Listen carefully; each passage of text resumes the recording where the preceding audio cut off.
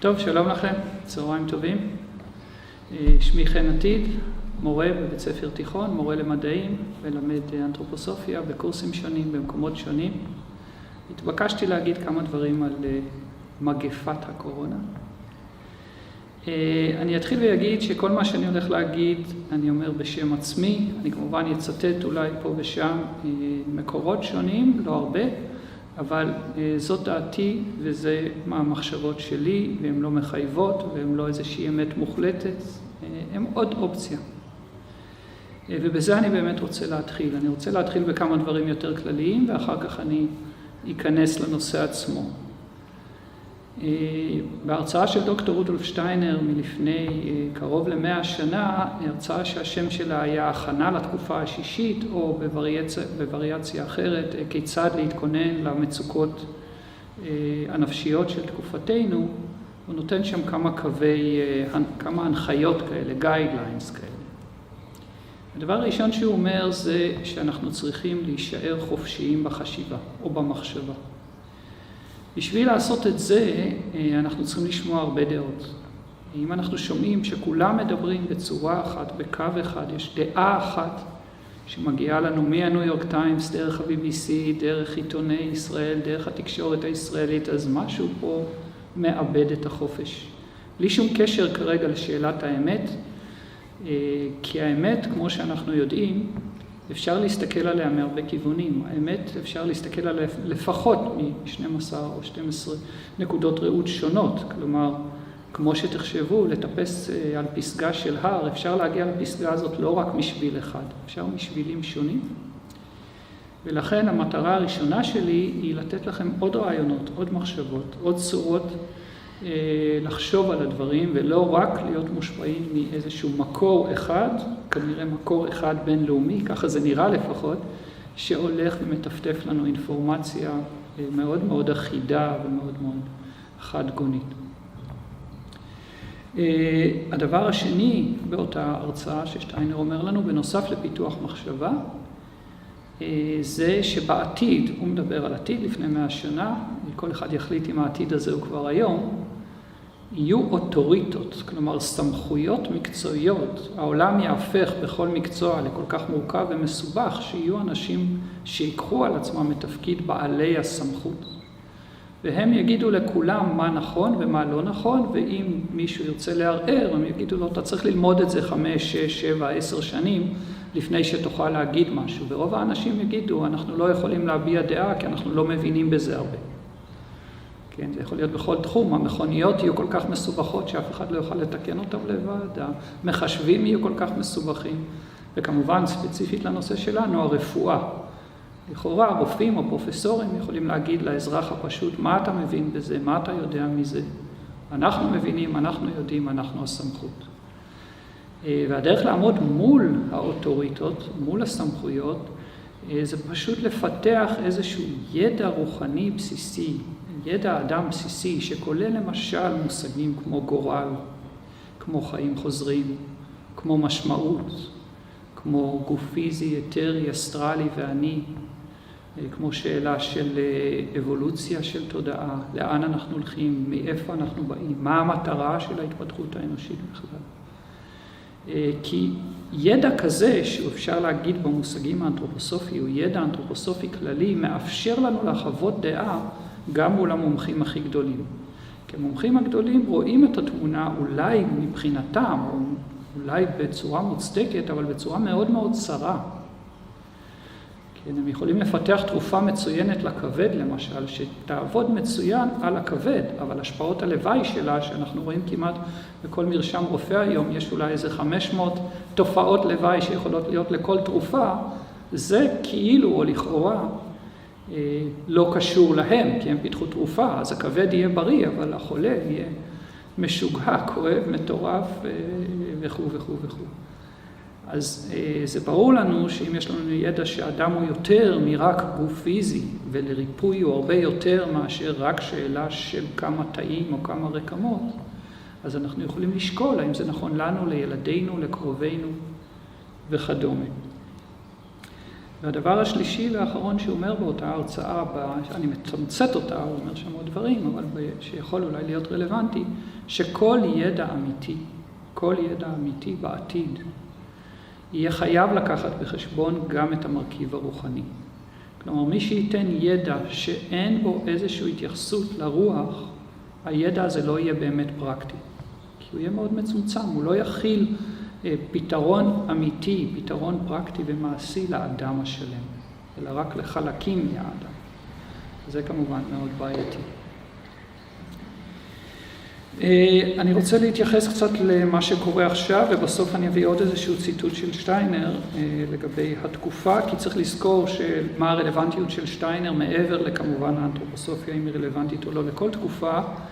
זה ההתייחסות שלו באותה תקופה, 1917, הייתה את מה שנקרא הנגיף הספרדי, שבו מתו, אף אחד לא יודע בדיוק כמה, כי לא בכל ארצות שרפו, שרפו את הגופות, אבל לא ספרו. ולכן יש אומרים בין 50 ל-100 מיליון, ל-300 מיליון, מי יודע כמה, וצריך לזכור, זה גם תקופה של מלחמת העולם הראשונה, כלומר זה תקופות שבהם אפשר להגיד מה שאנחנו חווים היום, אני לא מדבר כרגע מבחינת החרדה, אבל מבחינת התוצאות בפועל, אז הוא מדבר מתוך מגפה שמשתוללת בתקופה ההיא, וכאמור הרבה אנשים סובלים ומתים. לכן יש תוקף גם לדברים שלו היום בקונטקסט הזה. אני אתחיל קצת במה זה בכלל וירוסים. מה זה וירוס? כי כולם מדברים היום על וירוסים, וירוס ספציפי, וירוס הקורונה. אז אני אגיד קודם כל שווירוס, המשמעות המילולית של המילה וירוס זה רעל. וירוס אינו מוגדר כדבר חי. וירוס אין לו שום מרכיב שקשור לחיים. כלומר, אין לו את כל מה שמנסים להגדיר כחי, הווירוס הוא לא. אין לו יכולת התרבות עצמית, אין לו מטאבוליזם, כלומר יכולת חילוף חומרים, אין לו יכולת של חלוקה, אין לו יכולת של סביבה פנימית שונה מהחיצונית. אני לא אגדיר פה את כל ההגדרות שמגדירים חיים, אבל וירוס הוא לא חי. מה שכן יש בו, וירוס הוא חלקיקים או מקטעים של DNA או RNA, כלומר של חומר תורשתי, ואיזושהי מעטפת חלבונית שמאפשרת לו לחדור לתוך תאים ולהשתלט עליהם. עכשיו, כאשר אני אומר את זה, מה שחשוב להבין זה שבעצם וירוסים לא חיים או מתים, אלא וירוסים חודרים ומבשרים משהו. מה שווירוסים עושים בדרך כלל זה הם נכנסים לתוך תא והופכים לתא הספציפי שהם נכנסו אליו להתחיל ולהיות זר לאורגניזם. זאת אומרת, הדבר המופלא בגוף האדם זה שמיליארדים של תאים עובדים בשיתוף פעולה מדהים ביניהם, והלב מספק חמצן למוח, והמוח מספק תודעה ללב, וכו' וכו' וכו', הם כולם עובדים ביחד. וכאשר מישהו מתוך הקהילה המופלאה הזאת של התאים מחליט שהוא מתנהג בצורה זרה, הוא מתחיל לסכן את כל האחרים. והאורגניזם שלנו, השלמות, או הגוף האתרי, או מערכת החיסון, יודעים בצורה טובה להתמודד עם זה. לכן ברגע שתא מתחיל לפעול זר, ומתחיל לפעול שונה, ומתחיל לפעול בניגוד לאינטרס של האורגניזם כולו, האורגניזם פשוט מחסל אותו. והדרך של האורגניזם לחסל אותו, זה כל מה שאנחנו קוראים סימפטומים של מחלה. כלומר, כל הסימפטומים שיש לנו, לא הווירוס יצר, הגוף יוצר. מערכת החיסון יוצרת. מערכת החיסון מעלה את החום, מערכת החיסון יוצרת ליחה, מערכת החיסון יוצרת שיעול. כל הדברים האלה הם בשביל לסלק את הרעל שחדר לגוף. עכשיו, מי שאחראי על מערכת החיסון הזאת, זה האני של האדם. סליחה, לכן אנחנו יודעים שבעצם יש לנו קשר מאוד חשוב, מה שנקרא קשר פסיכוסומטי או קשר נפש גוף. כי בעצם האני הוא זה שאומר למערכת החיסון, נאבקים, נלחמים, מוציאים את התאים שבגדו או לא בגדו, פלשו לתוכם. עכשיו, התאים שבדרך כלל יפלשו לתוכם הם תאים שמראש יש להם איזושהי חולשה. לכן אנחנו יודעים את זה ואנחנו מכירים את זה לא רק מהרפואה האנתרופוסופית, אלא מהרבה גישות רפואיות אלטרנטיביות שמחלות חום או מחלות ויראליות הן מחלות מאוד טובות. כי הדבר העיקרי שהן עושות זה הם גורמים לגוף לנקות את אותם חלקים בתוכו שהתחילו לפעול לא נכון. זאת אומרת, הווירוס הוא לא הגורם למחלה, הווירוס מעורר את הגוף לנקות את עצמו. אנחנו יודעים שבדרך כלל אחרי מחלות חום, למשל אצל ילדים, ונכתבה על זה הרבה ספרות, הילדים מתחזקים מזה, גם מבוגרים מתחזקים מזה, מחלות חום, מחלות ויראליות, הן בדרך כלל מחלות שטובות לנו. מי שיש לו מחלות חום הוא בדרך כלל יותר עמיד בפני סרטן, בפני מחלות לב, בפני אוסף שלם של דברים. לכן בסך הכל זאת מחלה טובה, אפשר להגיד, כמו המחלות החום האחרות. צריך להגיד שההיסטריה שנוצרה, ותכף אני אתייחס אליה, אבל אני טיפה אמשיך קצת. אתם יודעים מה, אולי אחר כך אני אחזור לזה. אני רק אגיד ספציפית לגבי הקורונה. קורונה זה קבוצה של וירוסים שנמצאת תמיד איתנו כבר אלפי שנים. בכל שנה, בכל חורף, יש קרוב ל100 וירוסים שונים שגורמים לתופעות דמויות שפעת. חלקם זה השפעת עצמה, מה שנקרא אינפלואנזה, שיש וירוס מסוים שעושה אותה, אבל רוב האנשים שחולים לא הולכים להיבדק ולא עושים להם בדיקה מדויקת לזהות מהו הווירוס שתקענו. אלא אומרים, יש לך תופעות כאלה וכאלה, תנוח בבית, כן, תשתה מיץ לימון, תנוח. המחלה עוברת בדרך כלל תוך כמה ימים, ובזה זה נגמר. במקומות שכן בדקו, בבתי חולים שבדקו מה הם אותן מחלות שגורמות לנו תופעות דמויות שפעת, או בוא נקרא שפעות בגדול, ואני כרגע מדגיש, אני לא מתכוון לאינפלואנזה ספציפית, אלא כל המחלות שגורמות לקירור, חום וכו', אז בערך מתוך 100 וירוסים השונים שמסתובבים, בין 17 ל-15% מתוכם הם תמיד קורונה, במשך כבר עשרות ומאות שנים. כמובן, בעשרות שנים האחרונות יש לנו את האינפורמציה.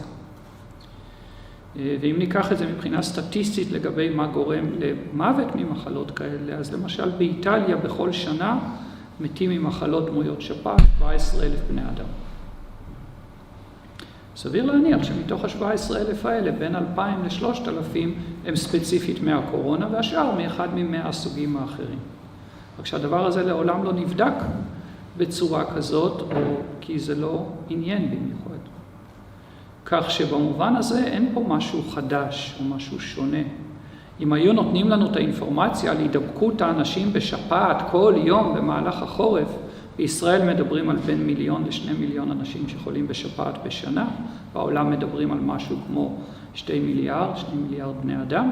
אז תארו לכם שהיום אומרים לנו, היום עוד 10,000 אנשים נדבקו בשפעת בישראל, היום עוד 10,000, ועוד 3, ועוד 5, ובאיטליה כל יום 500 מתים, או 1,000 מתים, או בארצות הברית 37,000 בני אדם מתים משפעות שונות בשנה. אז אומרים לנו במהלך חודשי החורף, כל יום 10,000 אנשים, או כל חודש 10,000 אנשים מתים בארצות הברית משפעת. זה לא אינפורמציה שמגיעה אלינו, כי אף פעם לא בדקו את זה. מי אי פעם בדק כמה אנשים נדבקים כל יום בשפעת, ברמה הארצית, ברמה העולמית. אז זה מתחיל לעלות שאלות למי ומה ואיזה אינטרסים פועלים פה, אבל אני כרגע עוד לא נוגע בזה. בכל אופן צריך להגיד שאני חוזר לתיאור, שבעצם אנשים שמתים משפעת זה אנשים שמתים בעצם מפעילות יתר של מערכת החיסון שלהם. זה לא שהווירוס הרג אותנו, אלא זה התגובה החזקה של מערכת החיסון פעלה שם. מערכת החיסון יוצרת את התופעה הדלקתית, יוצרת את התופעות שאנחנו מכירים. זאת אומרת, בעצם אפשר להגיד, הגוף במובן מסוים הרג את עצמו. כמובן שצריך לראות את זה בקונטקסט של מה היה מצב הגוף כאשר המחלה הופיעה, כאשר הווירוסים הופיעו. ואנשים שמערך המצב הגופני שלהם הוא מאוד מאוד מוחלש כתוצאה ממחלות כרוניות מתמשכות לאורך הרבה זמן, וכתוצאה מדברים נוספים שאולי אפשר לדבר עליהם בהמשך, הם יותר פגיעים. ושם יש לרפואה הקונבנציונלית הרבה מה לעשות. זאת אומרת, אם אדם בשנות ה-80 או 90 לחייו, באיטליה הגיל הממוצע של המתים הוא 80. 99% מהמתים באיטליה הם ממחלות רקע. אין אנשים צעירים כמעט בכלל. אין אנשים מתחת לגיל 50. יש בודדים בין 50 ל-70. הרוב המכריע הוא בין בני 70 ומעלה, ואפשר להגיד 80-90. זה רוב המתים. פשוט באיטליה יש הרבה אנשים מבוגרים בגילאים האלה, באזורים מסוימים, ולכן אנחנו רואים את הרגישות שלהם. בכל אופן, וזה מעלה הרבה שאלות, כן? האם באמת האנשים מתו ספציפית מהקורונה, או לצורך העניין מהווירוס, או שפשוט, כן, הם היו שם, בוא נגיד, בדרך לשם כבר, אבל שם באמת הרפואה הקונבנציונלית במצבים מאוד קשים ואקוטיים של מחלה, בעזרת הנשמה, או הוספת חמצן בצורה אקטיבית, דרך מכונות, בהחלט אפשר לסייע לאנשים כאלה לעבור את הימים הקשים, אבל זה כמובן אוכלוסייה מאוד מאוד מצומצמת מתוך כלל האוכלוסייה האנושית. עכשיו, אפשר להגיד שבעצם מחלות ויראליות הן יותר פוגעות באנשים שהניתוק שלהם מהגוף הוא יותר חזק. כלומר, ככל שהאדם פחות מחובר לגופו, כלומר, ככל שהאני פחות מוגשם בתוך הגוף, ככה הזרות הזאת בין הגוף לבין האני גדלה, וככה מחלות ויראליות יכולות יותר מהר לחדור ולהתפשט. זאת אומרת שהזרות בין הגוף הפיזי לבין האני היא חלק מהבעיה. היא חלק מהבעיה של מחלות נגיפיות בכלל, ואפשר להגיד שאנשים מבוגרים, ככל שהם מתבגרים בתוך תהליכי האקסקרנציה, בתוך תהליכי ההשתחררות שלהם מהגוף, הולכים ומתרחקים מהגוף, וזו הסיבה להיחלשות ולהזדקנות של הגוף, ולצורך העניין גם הסיבה לרגישות שלהם לקורונה, לדוגמה. אז איך בעצם אפשר לטפל בקורונה? גם הסכרות, אבל נעזוב את זה כרגע, זה סוג של התרחקות מהגוף, אני כרגע לא אעמיק, כי אנחנו יודעים שמה שנקרא סכרת סוג 2, מה שנקרא דיאבטס טייפ B, זה סכרת מבוגרים, זאת סכרת זה לא סכרת נעורים, זה לא מה שאנחנו רואים שאדם או נולד איתו או מפתח אותו במהלך הילדות או בגיל צעיר, אלא זה סכרת שהולכת ומתפשטת בעולם אצל אנשים מבוגרים, שהסיבה המדויקת לה לא ידועה, הם יותר רגישים לקורונה. ואחת הסיבות לזה, בין השאר, אפשר לראות שוב מתוך שטיינר על הדיבור על הסכרת כאיזושהי מחלה שבה אני לא מצליח ליצור לסוכר טרנספורמציה בדם. זאת אומרת, זה ממשיך לאותו עיקרון של החוסר חיבור טוב בין הגופים. עכשיו, אנחנו יודעים שהדרך בעצם לא ליצור, להחליש או לחזק את המחלה ולהחליש את הגוף, בין השאר על ידי חרדות. זאת אומרת, זה ברור שאנשים במצב של חרדה יוצרים תהליכים של החלשה של החיבור, וצריך להגיד, וזה גם מופיע כרגע במחקרים, תרופות אנטי-חרדתיות מגבירים את המחלה. ואמרו גם שקבוצת האנשים עם לחץ דם גבוה הם בתוך המעגל של הסכנה בגלל התרופה, לא בגלל הלחץ דם. כי התרופה עובדת על רצפטורים, כלומר היא עובדת על נקודות בתאים שזה נקודות החיבור של הקורונה. זאת אומרת, אם אדם לוקח תרופות נגד לחץ דם, וחס וחלילה, אני לא פה נותן המלצה של מי שיש לו לחץ דם גבוה שיפסיק לקחת את התרופות, אני לא רוצה שמזה זה ישתמע, אני רק אומר שנקודתית לגבי הקורונה, כנראה שהתרופה הזאת מעלה את הסיכון של אותה קבוצה להיחשף למחלה. אז מה יכול לעזור לגוף שלנו לחדור טוב יותר, או לצורך העניין להיות יותר חסינים ויותר עמידים מול הקורונה, או מול מחלות נגיפיות בכלל לצורך העניין? הימנעות מאלכוהול, אני נותן פה כמה דברים כלליים, אנחנו יודעים שהאלכוהול ללא ספק יוצר אקסקרנציה, הוא מנתק את האדם, ואז הגוף האסטרלי משתלט, כי אין אני, אין בעל בית. באחת ההרצאות שלו אמר שטיינר, האלכוהול זה כמו לעמוד מצד אחד ולדחוף את הקיר, ומהצד השני לעמוד ולתמוך בו, ואז אתה לא מצליח. אתה רוצה להפיל את הקיר, אז אתה עומד ודוחף אותו, מהצד השני אתה רץ דאבל שלך ומחזיק את הקיר. כלומר, זה יוצר לנו מאבק בין האני לבין, ובעצם האני יוצא, והגוף האסטרלי מנהל את העניין. אז כמובן שאלכוהול הוא בעיה.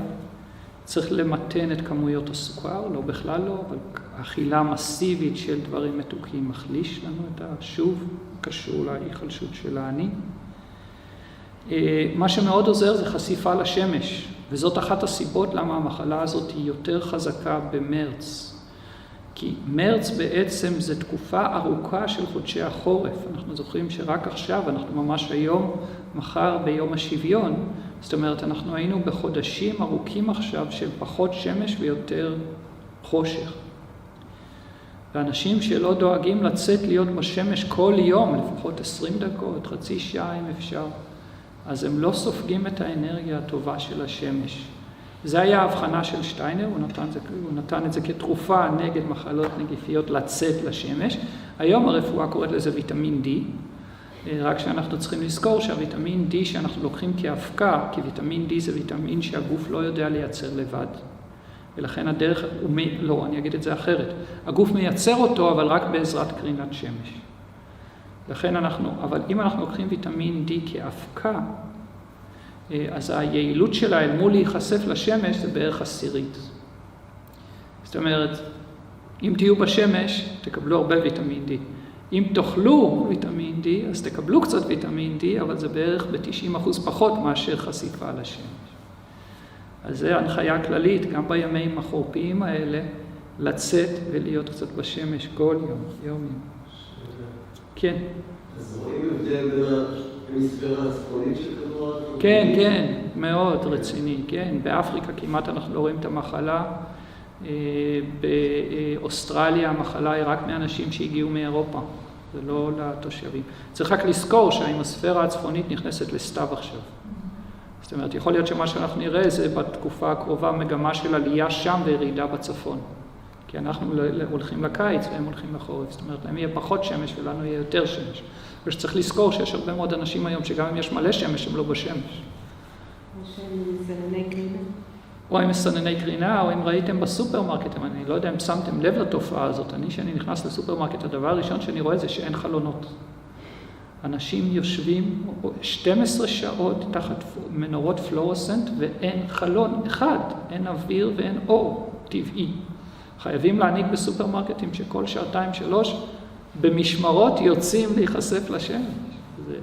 וזה גם חלק מהמשרדים, כמובן, גם אם יש חלונות, אנשים לפעמים מגיעים, בטח בעונת החורף, מגיעים לפעמים שעדיין אין הרבה שמש בבוקר ונשארים שם עד שכבר יש חושך, אז בעצם צריך ממש להנהיג את זה בתודעה, לצאת לשמש.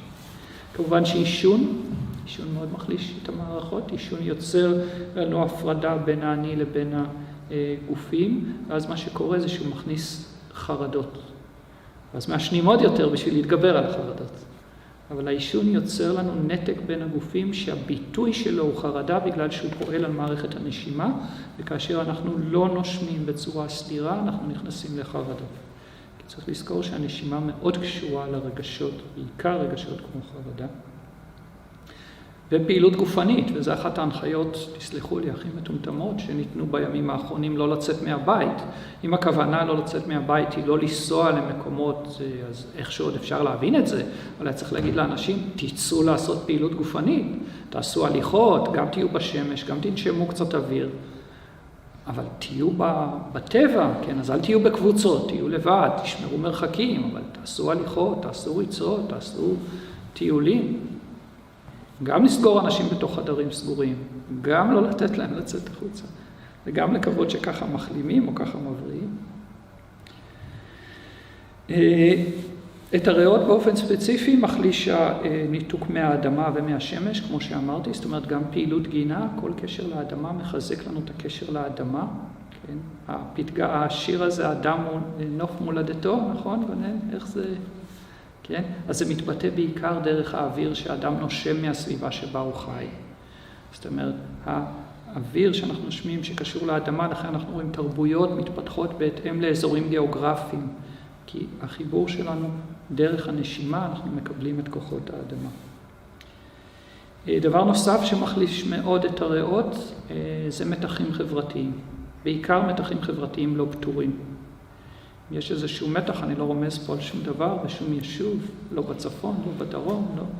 אבל מתחים חברתיים לא פתורים מחלישים לנו את הריאות ספציפית.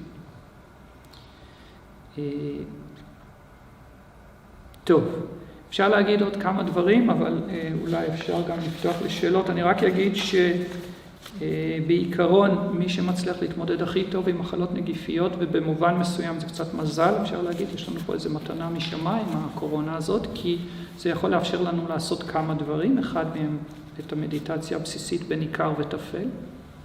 כל אדם יכול להתחיל ולחשוב עכשיו מה באמת חשוב, אם אנחנו צריכים להצטמצם, או גם כלכלית, אולי גם מבחינת הזמן, אולי גם מבחינת... כי ככה שאנחנו בתוך המרוץ, אנחנו אף פעם לא רוצים לחשוב מה בעצם העיקר בחיינו.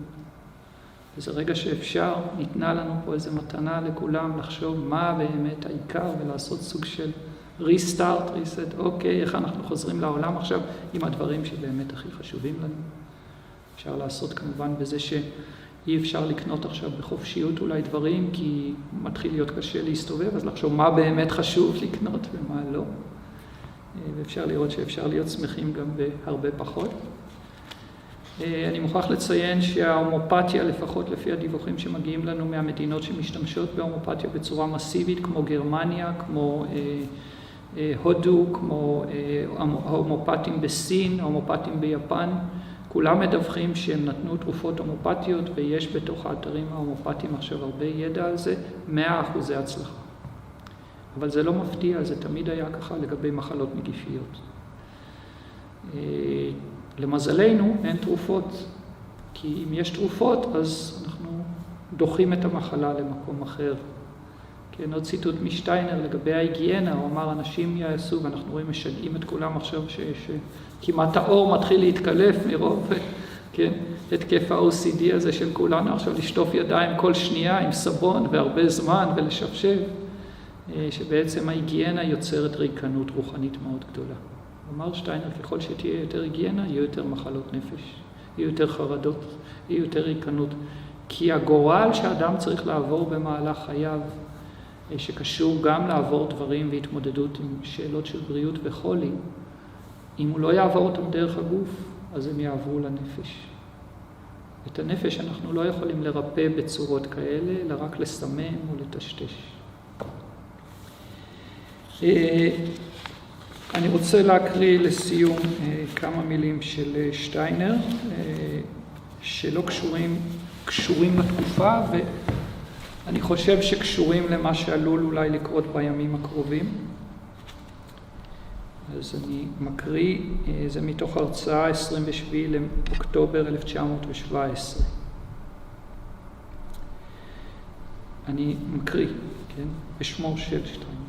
ציינתי כי בעוד שהגופים האנושיים יתפתחו כך שרוח תוכל להימצא בתוכם, הכוחות המטריאליסטיים יילחמו בהם באמצעים פיזיים.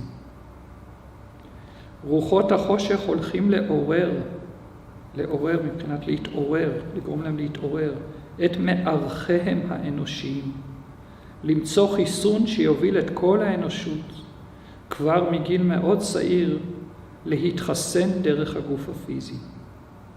בעתיד ילדים יחוסנו בחומר שבוודאות יהיה ניתן לייצר, כך שהם לא יוכלו לפתח קשרים לחיים הרוחניים.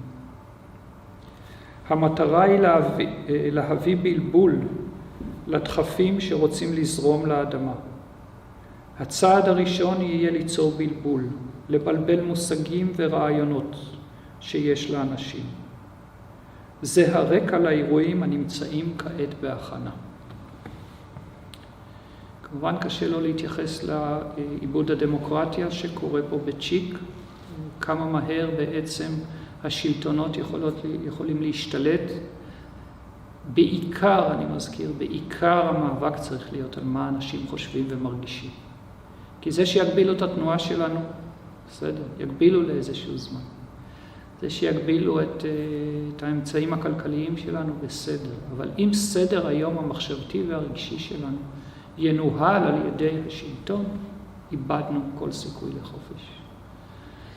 ולכן הקריאה צריכה להיות לאנשים, תחשבו בצורות שונות על המציאות. אל תיכנסו לתוך הקו המנחה הכללי הזה שהאוטוריטות מטפטפות בכל מקום. מי שגם מקשיב יותר טוב, רואה שיש לא מעט רופאים ורופאים מומחים ברמות הגבוהות ביותר, שמתייחסות למה שקורה עכשיו כטירוף מוחלט, טירוף מערכות, שאין לו שום צידוק רפואי, אבל הם מיעוט בתוך הסחף העצום הזה של ניסיון לשלוט בחשיבה וברגש של בני אדם. תודה רבה. אם יש שאלות, אני אשמח להתייחס.